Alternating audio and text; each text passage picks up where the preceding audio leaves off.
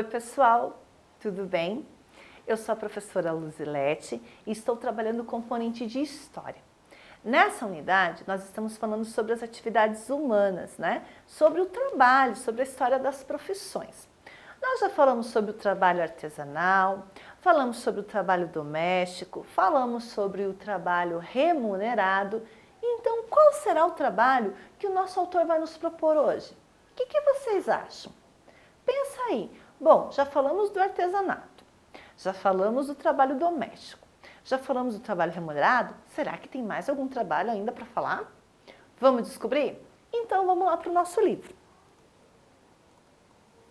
Olha lá, trabalho na indústria, não é? Olha só, viu como sempre tem mais um trabalho para a gente descobrir? Olha o que o nosso autor fala. Antes da gente falar, ler o que ele nos diz, vamos dar uma olhadinha nessa imagem aqui. Olha lá. O que vocês acham dessa imagem? Será que essa imagem é uma imagem recente? Primeiro, será que ela é uma fotografia? Ou é um desenho, uma pintura? Do meu ponto de vista, é uma gravura, né? Alguém que desenhou, que pintou. Não é uma foto.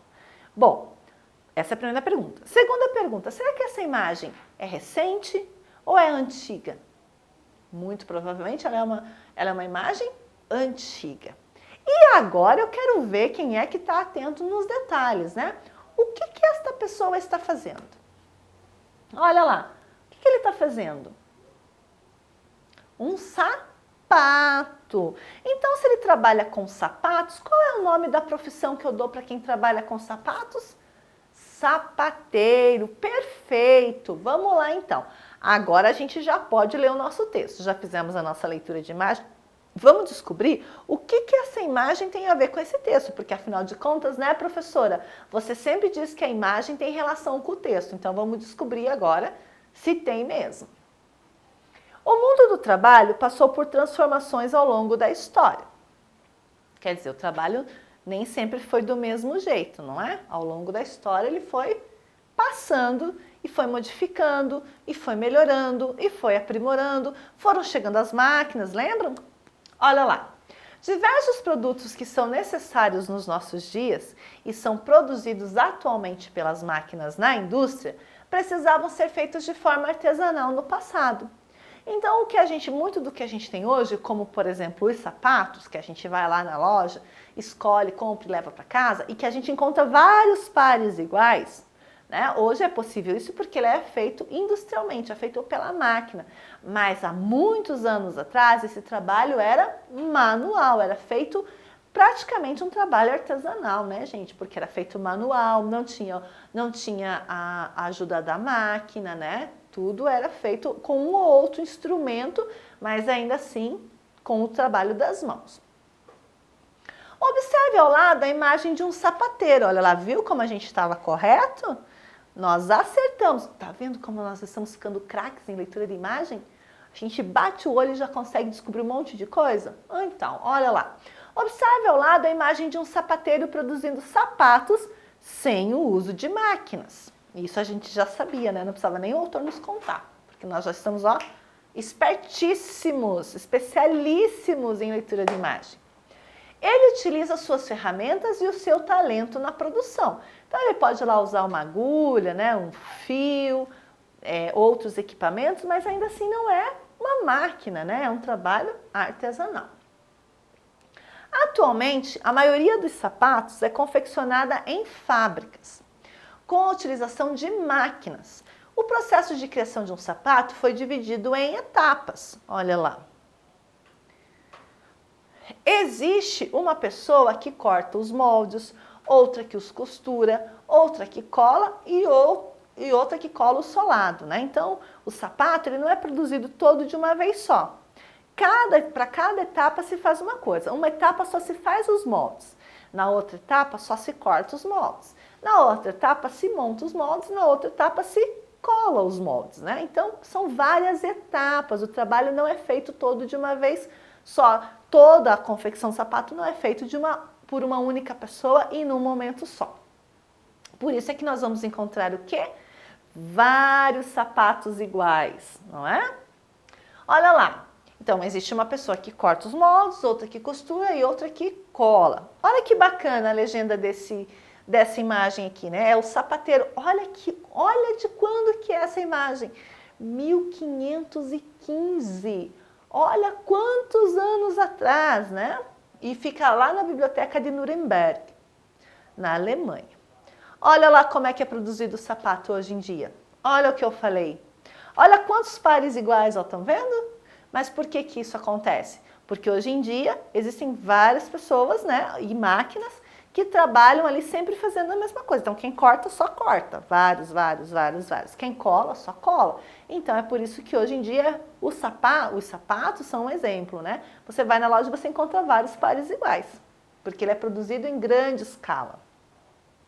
Agora, será que um sapateiro só, né, um sapateiro sozinho conseguiria produzir inúmeros pares de sapatos em pouco tempo? Não, né? Então, olha lá, fábrica de sapatos. Percebe-se que uma única pessoa está trabalhando na etapa. Ó. Só essa pessoa está trabalhando aqui nessa etapa da máquina.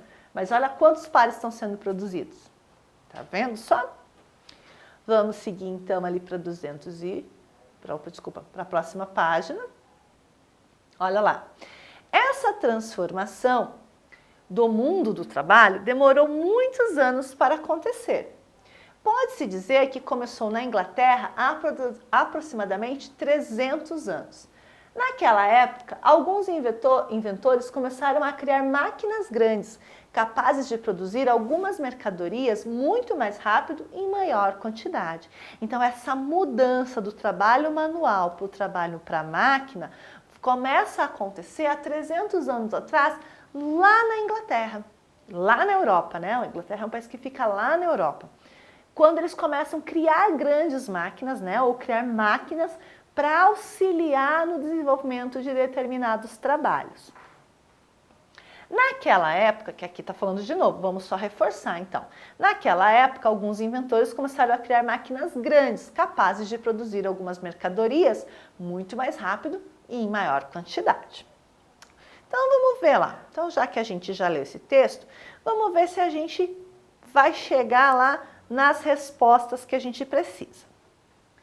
Observe os desenhos a seguir e marque 1 ou 2 nos quadrados, diferenciando as ferramentas utilizadas para cada tipo de trabalho. Então, o número 1 vão ser os objetos utilizados em trabalhos manuais. E o número 2, objetos utilizados em trabalhos industriais. Então, vamos ver lá. A máquina. Eu uso a máquina para os trabalhos manuais ou para os trabalhos industriais? Para os trabalhos industriais. Então, que número que vai aqui na letra A? Número 2. O pincel, eu uso para um trabalho industrial ou para um trabalho manual? Manual. Então, eu vou colocar número 1. Lá na letra C, o martelo, trabalho manual ou industrial? Manual. Então, aqui também é número 1. Mas e esse braço mecânico aqui? É um trabalho manual ou trabalho industrial? Industrial. Então, eu vou colocar número 2. Olha lá. E o serrote? É um trabalho manual ou industrial? Manual. Então, número 1. E o painel de controle? Industrial ou manual? Industrial. Então, eu vou colocar número 2. Muito bem. Vamos seguir então lá. E aí a gente vai falar então um pouquinho sobre trabalho e tempo, porque a gente viu o quê? A gente viu que as máquinas elas foram construídas para quê? Para produzir mais em menos tempo, certo? Então agora a gente vai trabalhar um pouquinho essa relação de trabalho e tempo. Olha lá. Com o desenvolvimento da tecnologia, surgiram as fábricas. Hoje, a maioria dos produtos que compramos é produzida por grandes máquinas, tá certo? Com a criação das primeiras fábricas, os trabalhadores passaram a ter horários fixos de trabalho, muitas vezes controlados pelos registros de ponto. Então, os trabalhadores, quando eles vão para o trabalho, eles vão cumprir um horário de trabalho, né? E o que vai comprovar que eles trabalharam nesse horário? Muitas vezes é o que nós chamamos de livro ponto, né? Ou ponto, que é quando as pessoas chegam no trabalho, olha aqui, ó, isso daqui é um ponto. um ponto eletrônico, né? Então o que acontece? A pessoa chega, tem uma fichinha com o nome dela, ele é um relógio, ela coloca lá e ele carimba o horário que ela chegou. Quando ela estiver indo embora, ela vai de novo lá, coloca o cartãozinho dela e ele vai carimbar o horário que ela está indo embora. Então, o que acontece? Ela vai comprovar o tempo que ela esteve trabalhando, do horário que ela chegou ao horário que ela saiu. Também existe, hoje em dia, a questão da leitura, né, das digitais, às vezes o ponto digital, onde eu chego lá, né, o ponto biométrico que a gente chama, que também, aqui é cartão, mas também pode ser com o dedo, né? Então eu chego lá e coloco o meu dedinho e o ponto, a máquina lê a minha digital, né? E ali ela marca o horário em que eu fiz isso. Depois, quando eu for sair, a mesma coisa, coloco o meu dedinho lá e a máquina vai registrar o horário que eu saí. Outras vezes é por senha, né? Então, existem hoje em dia vários equipamentos que servem exatamente para isso, para controlar o tempo de trabalho da pessoa, do indivíduo. Olha lá, vamos ver aqui, ó. Atualmente, dependendo da profissão, as pessoas trabalham em média 8 horas por dia, tendo um dia de descanso por semana. Então, ela trabalha 8 horas por dia, né?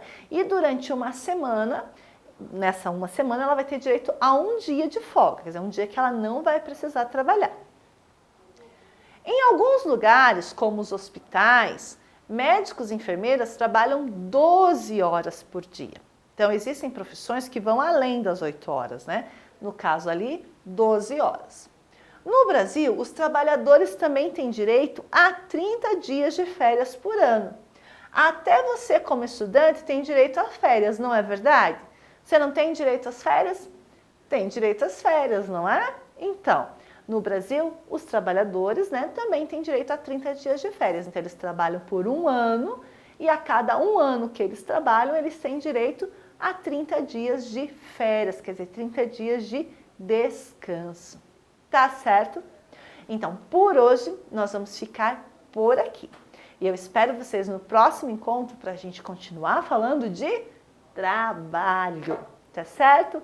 Um grande abraço e até lá. Tchau, tchau.